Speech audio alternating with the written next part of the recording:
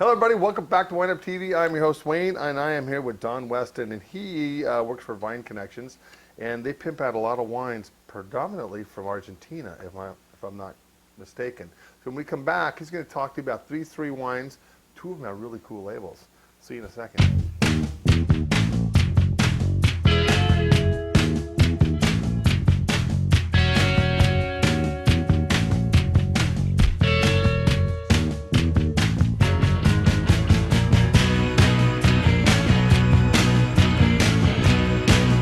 Hello, everybody. Welcome back. Don, thank you for coming by. My pleasure. And, Chris Kinney is my rep from Columbia here in Portland, and all the reps call me, and he comes by and brings me always some delicious treats to try.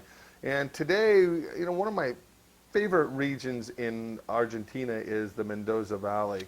And they make some of the best Malbecs I've ever had. And what really kind of piqued me when we were talking about these is how high elevation these grapes are grown. So, Don, take a few minutes, tell everybody about yourself and about your wine history. Sure.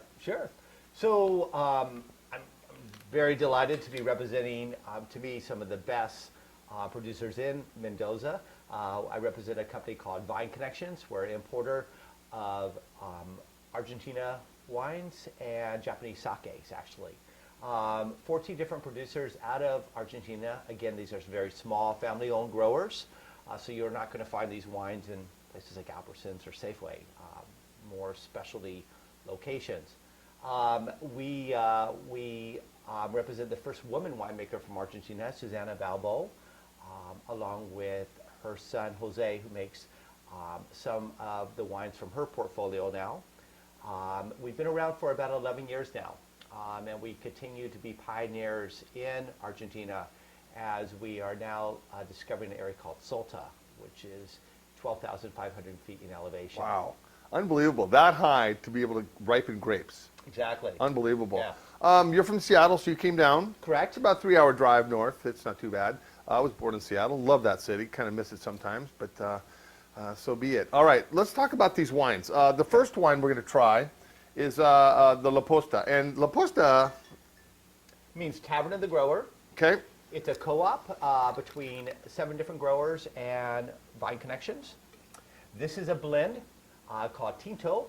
It's from the largest growing red varietal, coming from the largest growing red varietals in Argentina.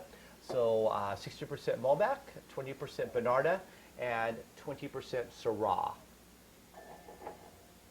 12 months in season oak, all American. About $15 retail? Correct. Right around there? All That's right. correct. Great nose.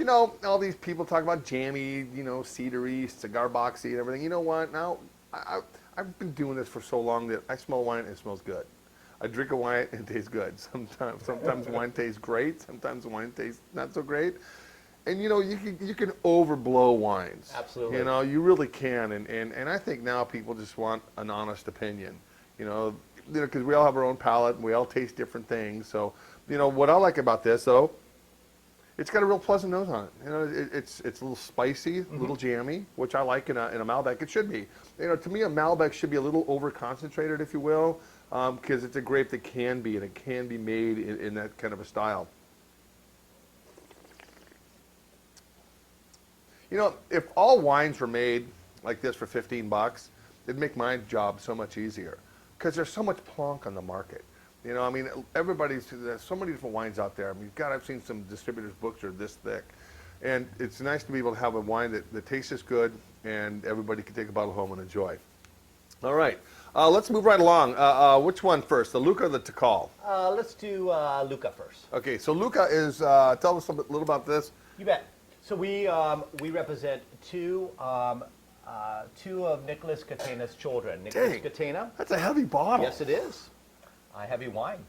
So Nicholas Catena is really kind of the individual responsible for bringing premium Argentina wines into the United States. His children have followed his footsteps. This is Laura Catena, his daughter. Luca is named after her oldest son. She has 3 boys. Part-time, she's a ER doctor at Stanford Hospital, 6 months out of the year.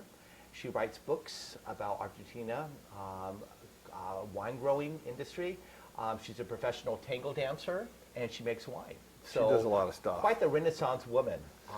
And this comes from a 41-year-old vineyard in an area called Uco Valley. Now, putting you on the spot, have you ever been down to Argentina to visit these vineyards? I have. And what's the elevation on these suckers right So here? these are approximately 5,400 feet in elevation. That's amazing. You know, just grapes to be able to grow that high, let alone 12,500 feet. Right. And to get this quality. Look at that color, guys. It's just completely dark black. These are real teeth stainers. I can't even say that, right? Say that 10 times. Again, both these wines right here, under 30 bucks retail. And I just, if you want to kick it up a couple notches, this is a good steak wine. I mean, take this out. It's got good tannins. It's got good acid, but it's got that nice mouthfeel. It's really smooth and rich, and that's what I really, really find attractive about this wine. Laura's whole philosophy is kind of bringing old world to new world. So she really focuses on terroir. There's minerality in the wine, believe it or not, in a place like Argentina.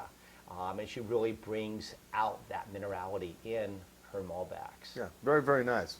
All right, so we're going to take it to the next step and go to the Tikal. Tikal, is that made by her brother? It is. Ernesto Catena. Tikal is named after his oldest son. And he makes 3 wines. He makes a wine called Patriota, which is a blend of Bonarda and Malbec. Moriel, which is what we're pouring right now, and this is the love of Malbec. Yeah, he's quite an artist as well, so thus reflected on his labels. And reflects who he is. He's quite the playboy, very talented winemaker at the same time, polo player. Again, another Renaissance gentleman. Some coming from the same growing region, but the wines reflect each of their personalities. Luca is more feminine in style. Tikal a little more masculine, a little more strength to it, a little more grip at the end. Yeah, that's well said. You know, first one, a little bit more finesse. Now this one's a little bit more right in your face. I like this wine. Again, the extraction is beautiful. And both these are 2009s? They should be. Yeah, 2009. Yep, well that's the 8. That's 2008. Okay, so a couple different vintages. But again, not much difference between the 8 and the 9, you know? But this is very nice.